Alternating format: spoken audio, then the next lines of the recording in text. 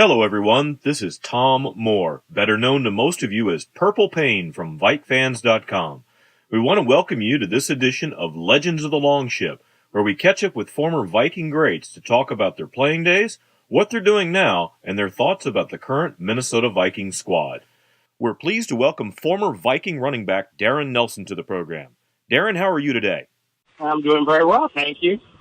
I know that you're talking to us today from Southern California, where you're the Senior Associate Athletic Director at UC Irvine. At the university, I know it's always strange when you hear that you've joined a program to assist it that has no football program. What's that like, and are there any plans at UC Irvine to add football in the near future? Well, I had 12 sports at Stanford, and only one of them was football, so I did a lot more than football. So, it's funny. I don't really miss not having football, and it gives me a chance to actually follow the Vikings in Stanford more because we don't have football. When you were growing up, did you have any desires to play professional football? Oh, God, yes. I always thought I'd be a little too small to do it, but I'd watch professional football. I was a huge Rams fan when I was a little kid. We used to be the LA Rams. We used to watch the Kansas City Chiefs a lot. And, you look at all those guys and look at, like, Mike Garrett and some of those people that were playing. And, you always want to think about doing that. Plus, I played Pop Warner, and I've played football ever since I was, like, 8. So, I was definitely thinking about it. Well, it's funny when you mention players like Mike Garrett, it won't be the best news for Viking fans that you probably watched him in the Super Bowl when the Chiefs beat the Vikings in 1970. Unfortunately, yes. And you probably were rooting for the Chiefs at the time. I definitely was. There you go, understood. In the NFL today, the draft process is a long, laborious process that pretty much starts after the Super Bowl concludes, and there's a combination of combines and private workouts and personal interviews. What type of paces did NFL clubs put you through prior to the '82 draft? Oh, goodness, basically the same thing. I didn't have any private workouts that I can remember, but there were, I believe, 3 combines that we went to, and I talked to a couple of teams one-on-one. We did a couple of tests. We did, all the running and the weightlifting and all that stuff, but not nearly as much as they do now. I'm sure they had the 40-yard dash as one of the things they made you do. Did you run the 40-yard dash? And if so, do you recall what time you ran it in? I ran a 4:33 on a couple of occasions. So actually ran a really good 40 at the combine. So, of course, I'm used to running track, so sprinting I was doing that for 4 years. Did you have any feeling at all before the draft that the Vikings might take you? No idea. You never talked to them before the draft? Nope. Okay. Now, in '82, you became the first overall selection of the Vikings, and at the time, you went on the record of saying you really didn't want to play in Minnesota. What really concerned you about going to the Vikings at that time? Moving to a cold weather place, dealing with an organization that I thought was maybe the cheapest organization in football in regards to paying people. I was a big, 49er Bill Walsh fan at that point, so I was kind of hoping I would end up playing for him in the Bay Area someplace, right, or somewhere in California. So those are the main reasons. Before you came to Minnesota, I have to ask this question based on being a California guy growing up. Had you seen snow before? I've actually skied before. Oh, okay. I wasn't very good, but I actually skied before. I know the feeling. I learned to ski the first time at the age of 42, and what you realize at that point in time is you think you're willing to fall, but you understand your mortality better. So I was the slowest skier you ever saw. I bet you were. I love the snowmobile. That's one of the things I miss about Minnesota. I have some really good friends there, and I love the snowmobile. In fact, I try to make it back to the Arctic Blast as often as I can. I got my first snowmobile in the 50s. I switched to Arctic Cat, and now that's what I use now when I'm up here. Vikings Children's Fund has raised almost $7.5 million over the years to help children's causes in the hospitals. And it's fun to come back and see some of the guys that I played with and some of the guys I didn't play with. It's a San Diego guy, right? So how's this weather? How's the weather treating you? And I know why I left. So if you were the coach today, would you be worried about all your players going 70, 80 miles per hour on the snowmobiles? They're not supposed to. I hope they get arrested if they do. Okay. You know, the limit's 50.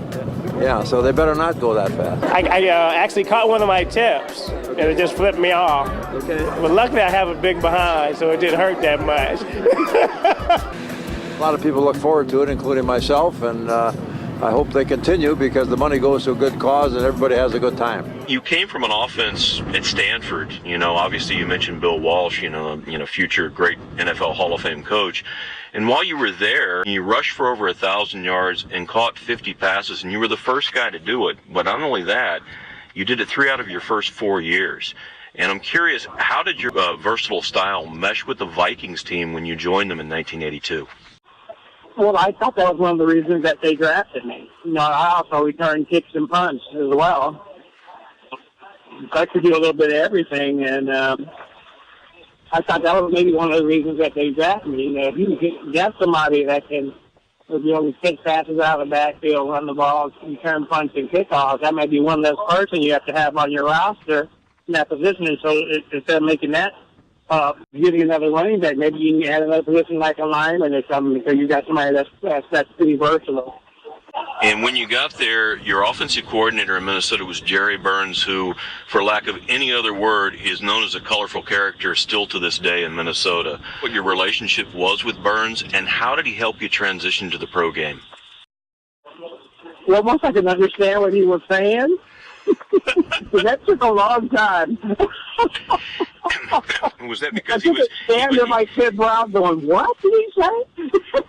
Well, he's got a very famous YouTube clip of a tirade he had after a game, and I believe you were still there at the time. I know you were, as a matter of fact. And it's got over 3 million hits because people just find it fascinating. A hell of a game. And let me say something. As long as I'm in this f***ing job, Snelker will be the offensive coach. I mean, no question about that. No question about that. Now, I don't like to name names after a f***ing game, but we can't be responsible for the blocking. We can't be responsible for the guys jumping offside. We can't be responsible for. We get down there and it was a dumb play by Anderson. I love Anderson, but it was a dumb play when his shoe was coming off up the line screen. We were hard to take time out. We had a trap play called, and his shoe comes off. That ain't Bob Schnelker's fault. We have another trap play, and if Finney picks up his feet, he walks in. We got in the pass to AC out there in the flat. There's a ball thrown in low. That isn't Schnelker's fault. We got right down there. We got the second down, and I don't know what the hell. 2 yards ago, I don't know what 15, 40, whatever the hell it was, and Irwin jumps offside. Did you win this game? I think we did, yeah. And was your relationship with him good? Oh, God, yes. I thought it was brilliant. The reason I ask you is a lot of the people in Minnesota point to Jerry Burns as really being the architect of the West Coast offense that's normally attributed to Bill Walsh. And so given that you played for both, who was the one who looked like West Coast offense first? What you ran at Stanford, what you ran at Minnesota, or they were completely different? No, they weren't different. As a matter of fact, they were really similar, which I think was another reason why the Vikings drafted me. But people have to remember Bill worked for the Cincinnati Bengals for a long time, and he didn't get the head coaching job there when it came up. So that's one of the reasons he quit there and came to Stanford. So I can't really tell you which one invented it or which one really started it, but I know that the offenses were both very similar. And I know once you finally got into rhythm with the team, 83 was clearly a breakout year for you, and combined running and catching passes, you had over 1,260 yards. But then abruptly, head coach Bud Grant retired, and a relative unknown Les Steckel was named as the new head coach. What the initial reaction of the players was, both to Grant's retirement and the hiring of Les Steckel? Well, to be brutally honest, I wasn't really surprised with Bud retiring. He had been coaching a long time. I was more surprised that Les Steckel was named the head coach, especially passing over Gary Burns. You're really surprised about that. Yeah, I mean, obviously, it's only 1 year of experience under Steckel, but, it was always described as a boot camp-like training camp under Steckel. What was that experience like? What did you do in camp, and how was it different than a normal NFL training camp? Well, I think the only different part was the conditioning part. We were doing a bunch of things that I think that soldiers would do at boot camp. Mm-hmm.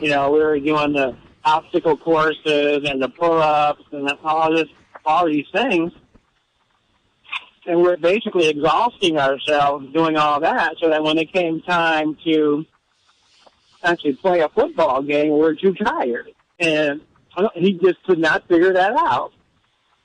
During the '84 season, you guys, started out 2-2, but into the season, 3-13. And do you recall at what point in the season it was that the team just lost confidence in Steckel? Oh goodness, it was probably in game 5 or 6.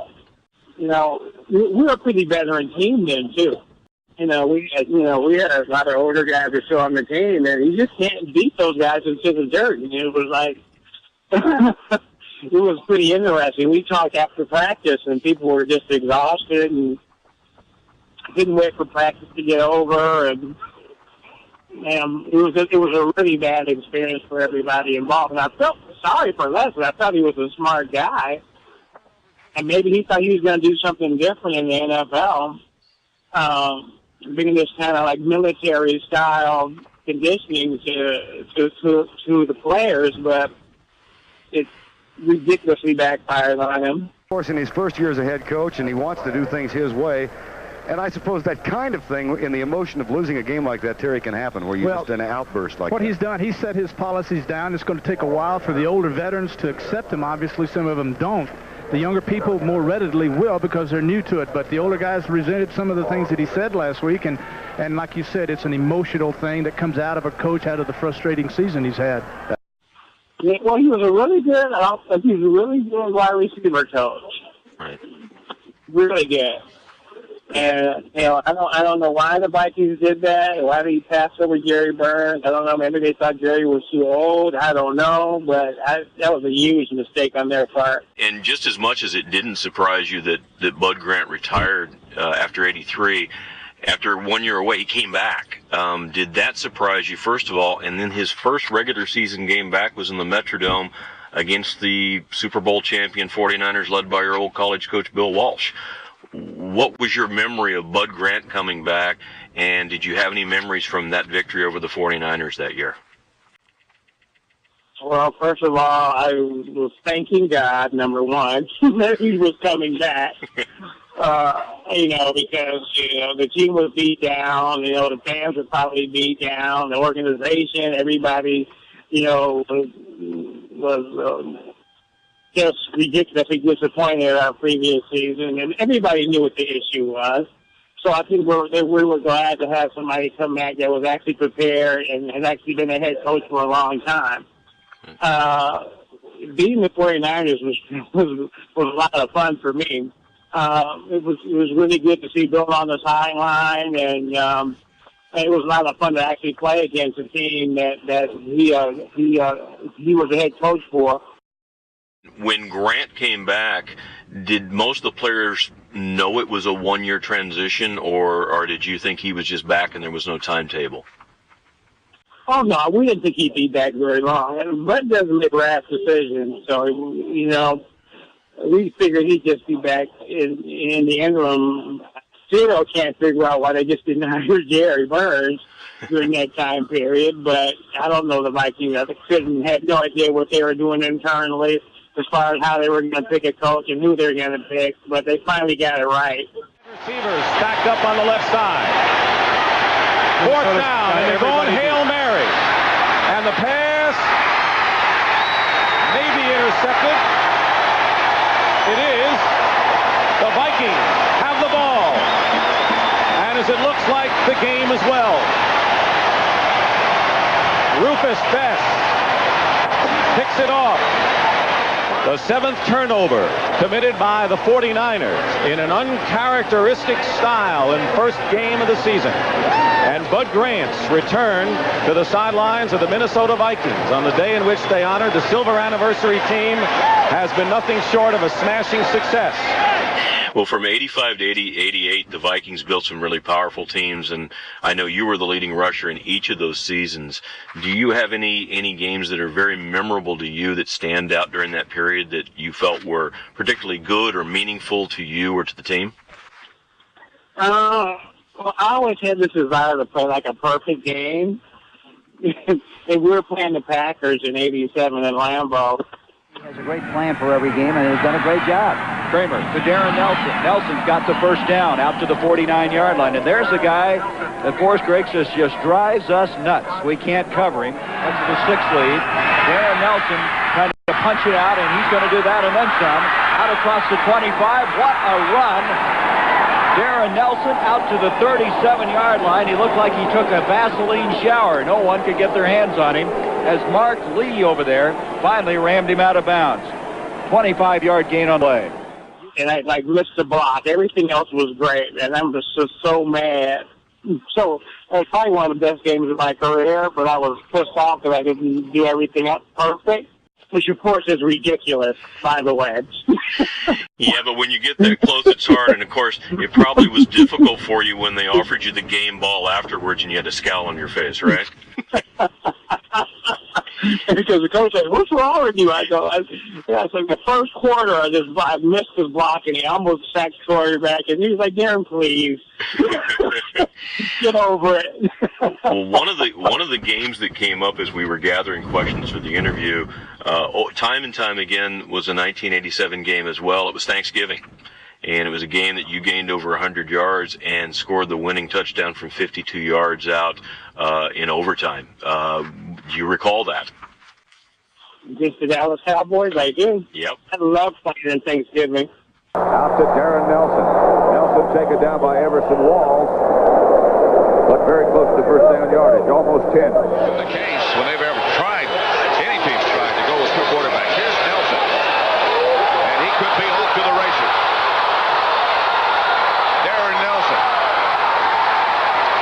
Touchdown, Minnesota. Caught by Walls right at the goal line, but a 52-yard touchdown sprint by Darrin Nelson. Lewis in motion. Hand off to Nelson. And Darrin Nelson. Touchdown, and that's it. He might get a game ball, too. That one.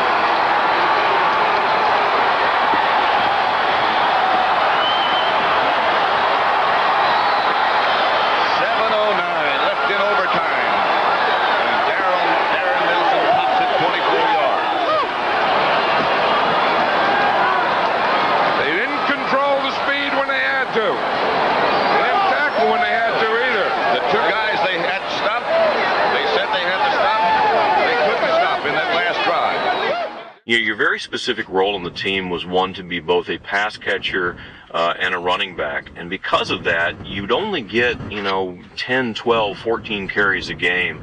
And I always wondered if it ever bothered you that you'd get criticism from the media or the fans that, hey, how come Darrin's not a 1,000-yard rusher when you didn't get, nearly as many carries as other NFL feature backs. Did that bother you, or did you really prefer the role to where it was really kind of a balance between pass catching and running? Nothing bothered me at all. What bothered me is when we lost.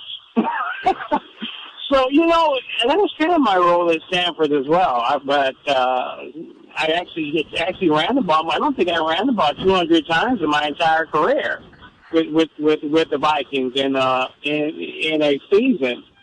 And as long as I could contribute, I was fine. There are a couple of games though where I would be going really good. Mm-hmm. And then I would think that they'd have a quota for me, and then they would stop. And it would drive me nuts, especially in the first half. If I got going pretty good, you kind of want to keep going. But as a matter of fact, I was talking to, I think it was Bob Lurchson or somebody told me that every time I carried the ball over 17 times in the game, I got 100 yards. I just didn't do it that often. Was this something that, when it bothered you, you could go to Jerry Burns and say, hey, I want to run more? I guess Bob Schnelker was also the offensive coordinator. Did they take your input or not? You know what? I never said anything to him. The players used to get mad sometimes. Yeah. But no, I never said anything, because I knew what my role was, and I also knew that not only did I need to catch passes, I also needed to come out of the back, and I also needed to return punts on occasion. I also needed to return kickoffs. So, I think I thought what they were looking at is just my overall production, because you can't have somebody that does all that, and you can't beat that person down. I always was surprised they didn't ask you to go out and play defense every once in a while. Now, obviously, the closest you ever came to the Super Bowl was 1987. What do you recall about the 1987 playoff run? This was a strike year. Obviously, it was a shortened season. The replacement players didn't do you guys any favors by losing all 3 games. And obviously, the front office didn't really get a strike team in place. And so you guys were fighting an uphill battle the whole year. What do you recall about the 87 season and the postseason run? Oh, goodness. The thing I remember the most is just how good I thought that Anthony Carter was. My goodness. I do remember during this strike, our guys losing all of our games. We were not happy with them, especially. I think there was one guy that maybe got left on the team. So someone actually gave him a hard time for a while. I think he was a wide receiver. I'm not 100% sure about that. But it was a fun year because I think towards the end of the year when people are normally beat down a little bit, I think you're a little fresher because you just weren't playing as many games. Yeah, that was always a surprise to the fans because in the New Orleans game, it was like, they were the team with the second best record in the league and they were 13-2. And yet you guys came in there and after, the first drive, you just handled them. Do you remember what it was about New Orleans that you figured out so dramatically, or was it just everything came together for the Vikings? Well, number one, we had to get ahead of them because that's the loudest place I've ever been in for a football game. I mean, you could be standing next to the quarterback while he's barking signals out, and you hear nothing. And so it was something that we just weren't used to, so we got ahead of them. I thought that was the biggest thing that we did for that game, is that we got ahead. And quite frankly, I thought we were much better than them going into the game. So I wasn't surprised at our performance at all. Kind of strike games, we were 8-4, and heck, that's not backing it anywhere. We're 8-4. There were 2 or 3 teams that had a better record than we did, but for the most part, we deserved to be here. And then the following week, you ended up in San Francisco, clearly a favorite to win. I think their record was 14-2 going in. And here in San Francisco, you are now looking live at Candlestick Park, where it's the 49ers against the Minnesota Vikings. And here, too, our story is weather. This is California. No snow, but a nagging, misty rain that has been falling in this city for hours. So we expect an off-track from wire to wire in this playoff battle between these 49ers and the upstart Minnesota Vikings. As the 49ers came out of their locker room, the favorite to win not only today, but the Super Bowl. But the Vikings remember last Sunday when they went to New Orleans, an underdog, and staged a huge win. It's all coming up on the NFL Today. And frankly, the game was never close. Anthony Carter blew it up from a receiving standpoint, but everything on both offense and defense was working. Surely you looked over to the sidelines and saw Bill Walsh a couple of times. Tell me about your reaction and your memories of that game. Well, I was really stoked to play in that game, to tell you the truth, because that was the first time I played back home closer to where my family was and a lot of people I went to college with. So I spent a lot of money buying tickets for that game. And for us to come out with a win was incredible. I mean, they had Jerry Rice and Joe Montana and all those guys. And it was pretty incredible for us to come out there and win the game. Our defense played unbelievable. We played pretty well on offense. And at that point, I just thought that we were the better team.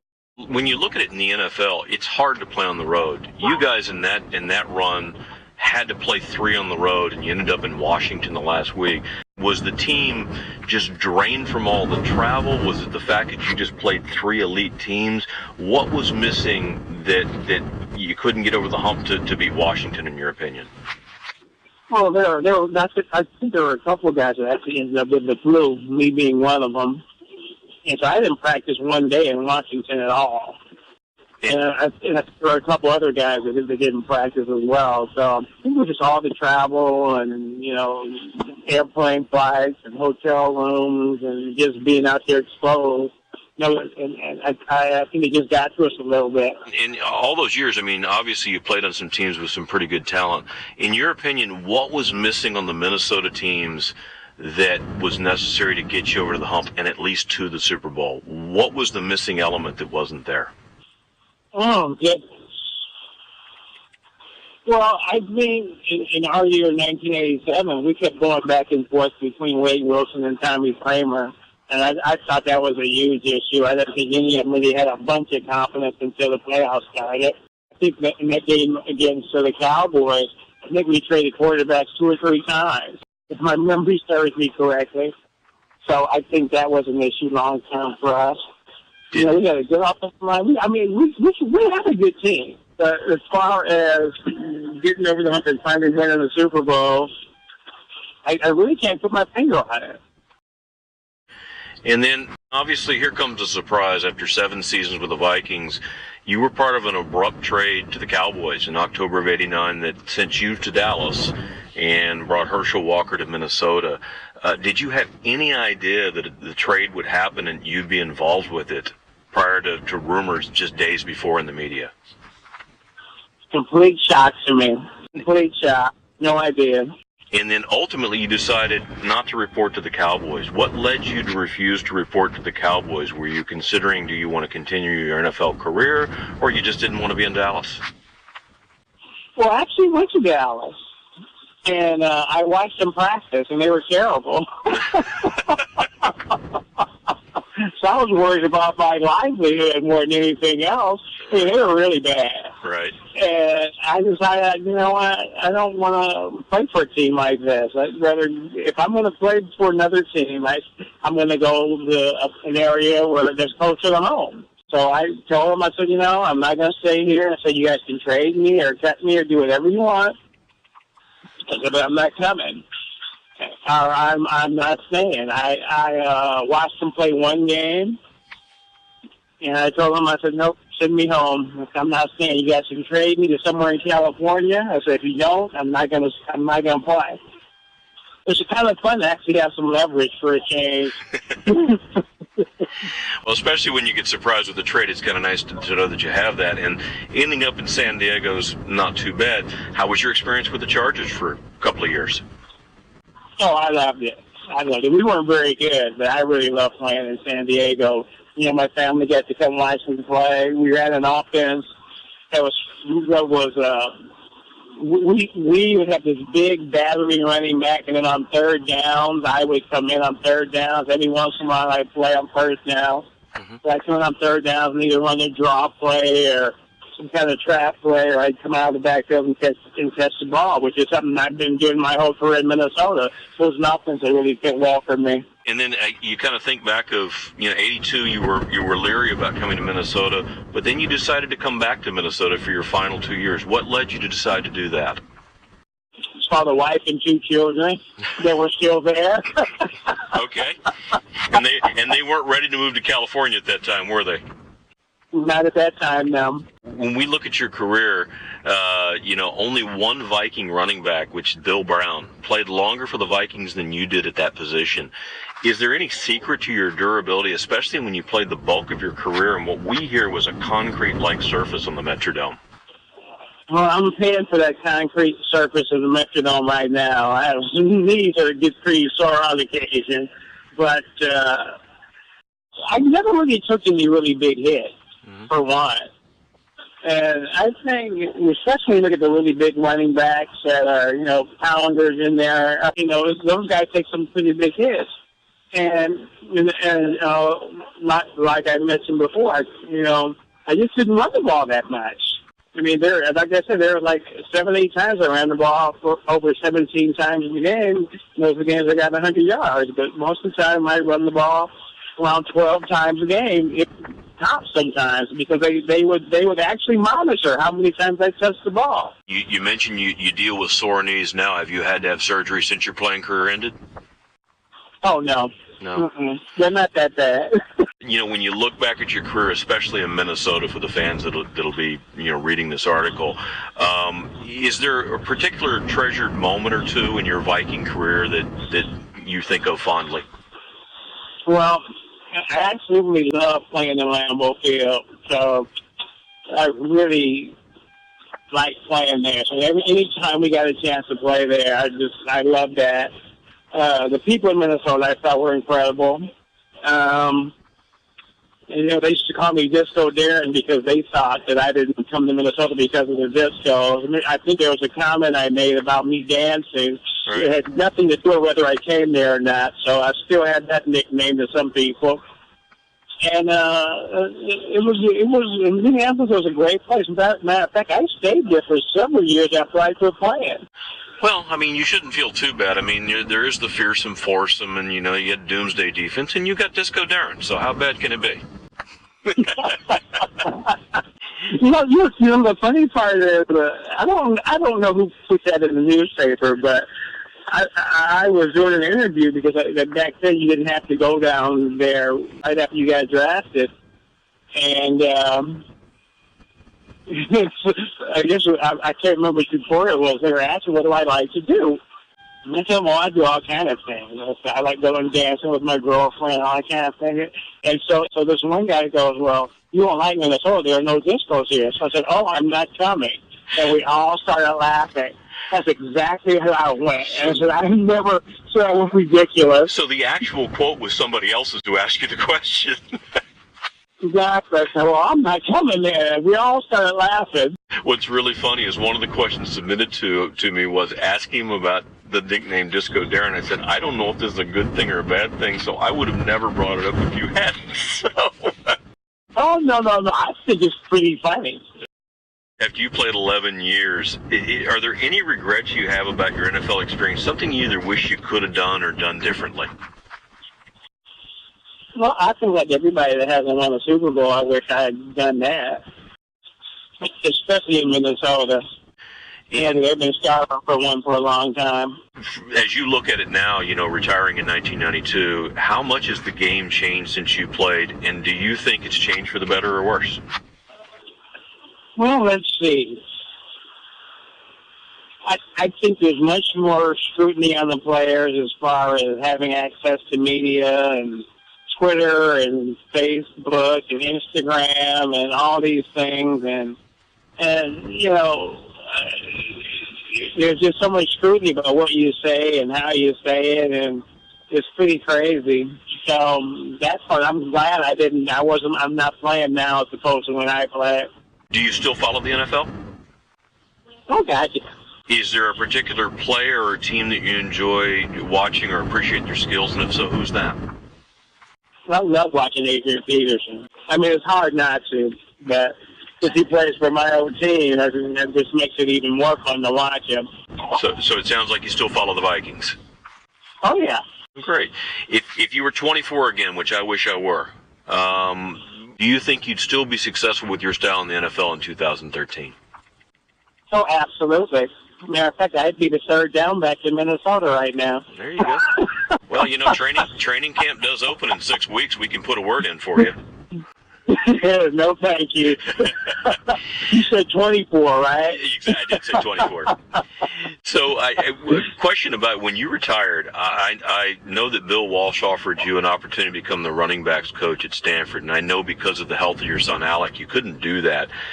When you look back at after his health improved, do you ever regret never taking the opportunity to become a coach? Not a second. Okay. So that Not was 1 second. That was an early draw to be with your mentor, but after that you found better things. Well, I don't know. I look at football coaches, and the first thing I think of is instability. And that just didn't appeal to me. I mentioned your sons. I know Alex played linebacker and fullback in high school out in Mountain View, and then JD was a strong safety for Oregon. They both followed your path playing football. What advice did you give them about the game? Not much.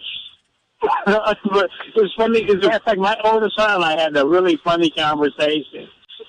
He was playing in high school, and I was trying to give him some pointers, and he said, "Dad, what do you know about playing running back?" I was like, "Whoa, you're kidding, right?" Of course, he was joking, but I guess that meant, okay, Dad, back away now. And so I had a very little input as far as what they were doing, and now I just watched them play and cheer them on. Well, that's the time when you get those type of feedbacks. You need to put more press clippings and old photos around just so they remember. What are both your sons doing today? Well, my oldest son actually works for the 49ers. Okay, and what does he do for them? So he's in their marketing. He's in their marketing department. I have a younger son that's kind of in the music industry. We'll see how long that lasts. Okay. What type of music? Oh, you name it. He's a little keyboard player, and he does keyboard, and he does his rap stuff and all kind of interesting things. He's got a time limit, though. Is there a band name that we should tell the readers to look for and try to support him? Not yet. All right. Well, let us know, and we'll make sure we follow him. Okay. Given that you said you followed the Vikings pretty closely, what's your impression of what they need to do to take the next step to go deeper in the playoffs and actually get to the Super Bowl? What do you think they're missing? Well, they need another serious weapon besides Adrian. They need two really good wide receivers, but one great wide receiver. And I also think that when's the last time the Vikings had a really good tight end? It's been a while, so maybe that too.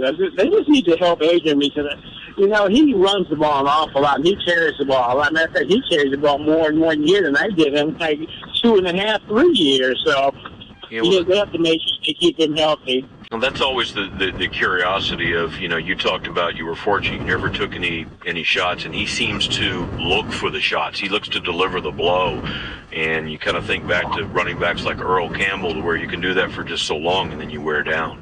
So he's a little bit different. He's come out and made comments. He missed, breaking Eric Dickerson's NFL rushing record by just 9 yards last year.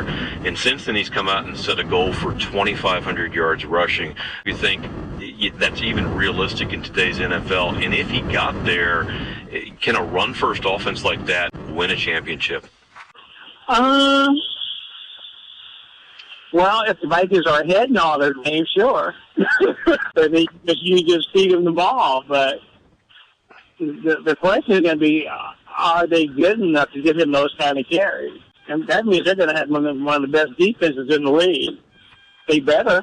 Otherwise, he's not going to come anywhere near that. And when you look behind Adrian Peterson, I'm sure you're well aware Toby Gerhart's there. You obviously, probably got to know Toby at Stanford. Do you believe that if he were not buried behind Adrian Peterson, that he could be a starting running back on another NFL squad? Absolutely. Okay. No doubt. And I'm surprised he's still there, to tell you the truth. But I'm really surprised. I figured that either they would trade him and get some value for him or do something, or he was asked to leave. But because he's never going to run the ball that much as long as Adrian's there. And, first of all, I thought they were using him in a role that was similar to the one I was in when I was playing there. I'm like, Toby's just not that type of back. Well, he's going into his last year of his rookie contract. He's been a pretty good soldier about it. And when they've called upon him, when Peterson went down, he ran for 100 yards a couple times in a row. Different type of back, but a better pass catcher. He's kind of the same type of running back. Right. A pounder, that kind of guy. He's not as fast as Adrian or as elusive as Adrian, but he's a really good running back, and he's got to be frustrated sitting back there behind him. I've always wondered, because since you were so close to his playing days at Stanford, does he have the type of skill sets that you could convert him to a fullback that actually runs the ball, or is he not that type of player? I just don't think he's ever I don't think he's ever really blocked that much. To tell you the truth, he's so used in high school. He was the main guy, and then with Stanford, of course, he's the main guy.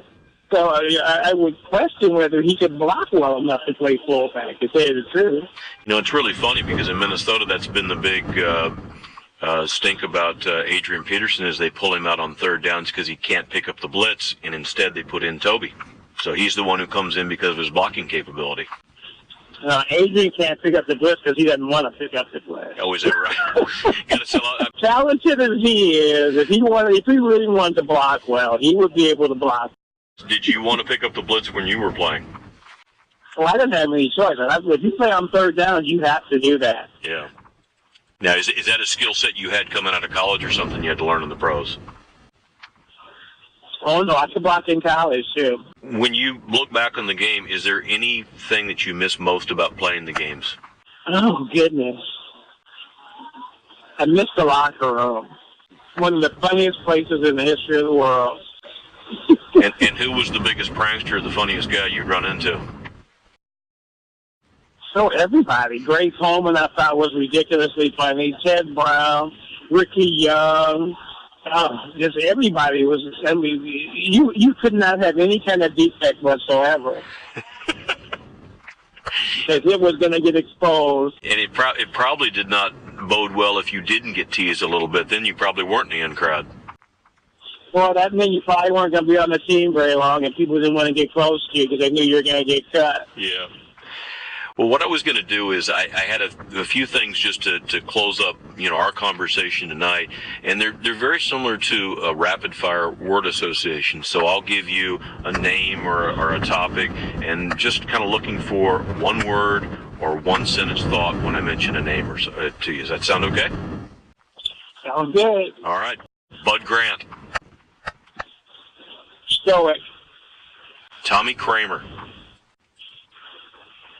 Wow, man. Ted Brown. Really smart. Turf or natural grass? Natural grass. The Metrodome. Loud. Mike Lynn. Next question. Denny Green. Innovative. Okay. Wade Wilson. Underrated. Minnesota Viking fans. Fabulous. Okay. Well, listen, Darrin, I appreciate it. That is the sum of the questions that we all wanted to find out about you, and we really appreciate you taking the time this evening to talk about your Viking memories and kind of to bring us up to date on what you're doing today. And as we close out, is there any words you'd like to share with your still loyal Viking fans? Well, all I can say is, keep supporting the Vikings. Hopefully they'll get a new stadium really soon, and hopefully then get Adrian some help so that they can actually go to and win a Super Bowl. No one wants happier than me. Trust me. And if they do, we can maybe mail you some tickets. Maybe they'll even hold it in the new stadium they're building for 2016. That sounds good to me. Sounds terrific. Listen, Darrin, I really appreciate your time, and I appreciate the interview. Thank you.